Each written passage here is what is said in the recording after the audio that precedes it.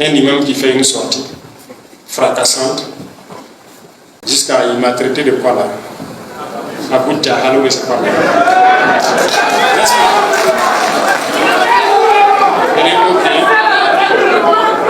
Après cela, le lendemain ou le surlendemain, il y a une petite minorité estudiantine qui se font appeler les rouges vifs, qui font, comme ils ne sont pas nombreux, ils font sur Facebook des déclarations qui n'ont rien à voir avec la situation.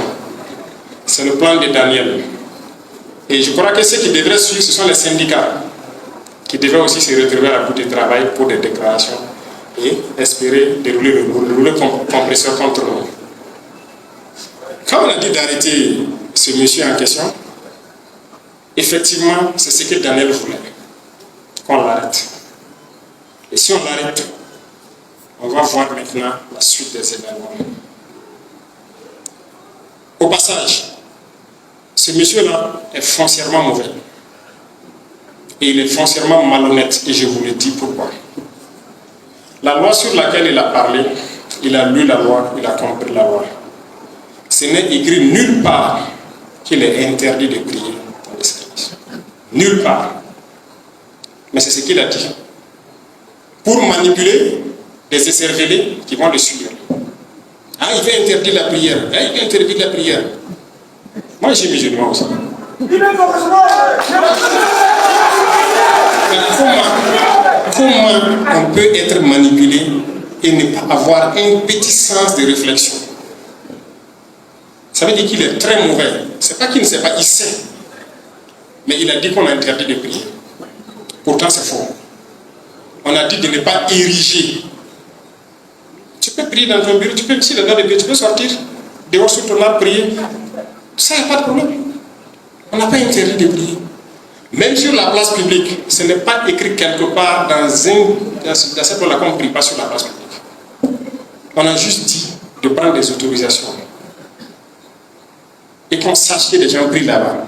Imaginez vous partez, vous priez quelqu'un, les pompiers viennent pour passer pour aller un incendie, et puis la route est barrée. Il faut que chez les pompiers, là, ils peuvent vous dire, chaque matin, normalement, on dépose chez eux les autorisations que la mairie donne pour les activités sur les voies publiques. Pour que quand ils viennent sortir pour des interventions, ils savent où passer. Donc on n'a jamais dit qu'on ne prie pas sur la place publique. Mais ce monsieur, il a dit ça. Bref, je ne vais pas commenter ce qu'il a dit. Mais comme il est fort, il se croyait fort. Puisqu'en 2019, il a même créé une police islamique, comme c'est quoi là. Et les politiciens ont eu peur, ils n'ont rien fait. D'accord. Je répète encore, il n'y a pas deux capitaines dans un bateau. C'est lui qui cherche ses problèmes, il aura ses problèmes. Quand on l'a arrêté, qu'est-ce qui s'est passé? Les gens sont sortis aussi, ces soi-disant partisans, prendre les rues et les réseaux sociaux, en train de foutre la merde. Les forces de l'ordre sont sorties, ils ont mis l'ordre.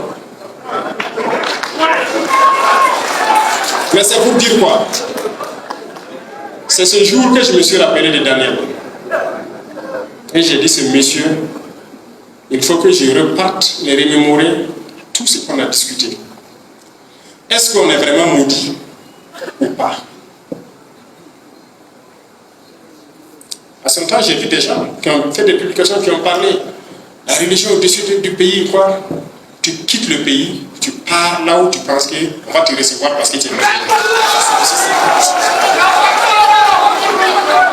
Mais c'est quelle bêtise. Partout où vous partez dans ce monde, on demande d'abord ton passeport et de quelle nationalité. C'est ça qui te permet d'entrer quelque part. Si quelqu'un pense que la religion peut lui permettre d'arriver quelque part, il n'a qu'à partir. Non, non.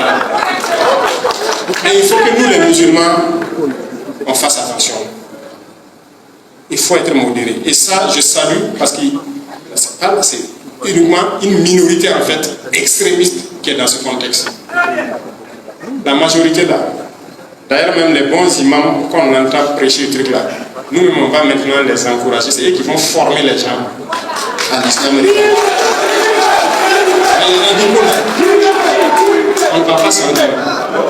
Si tu es radicaliste et tu penses que ton pays là est en deçà de toi, de ta religion, tu sors, tu pars où tu veux.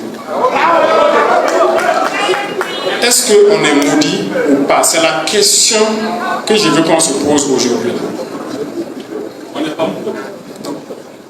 Je vais vous développer un certain nombre de sujets. Et on va se poser des questions. Quand on a décidé que tout le monde doit manger à sa faim, on a payé des tracteurs, on a payé les intrants, on a fait faire des semences, tout, l'agriculture a avancé, on a pu bien produire. Et donc, depuis quelques mois, on a décidé d'interdire l'importation du riz, c'est ça? Parce qu'on a produit assez de riz pour qu'on puisse manger. Et le marché, donc, pour le réguler.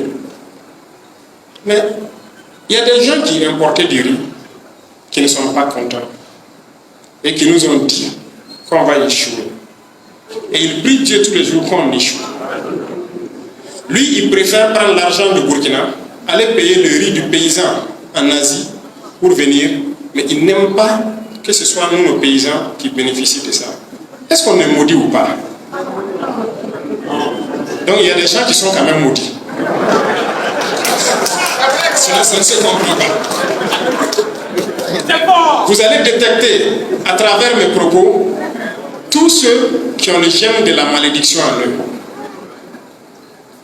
Et comme je dis encore, notre grosse chance, c'est que la grande majorité n'est pas maudite. Vous avez compris, c'est une minorité qui en met.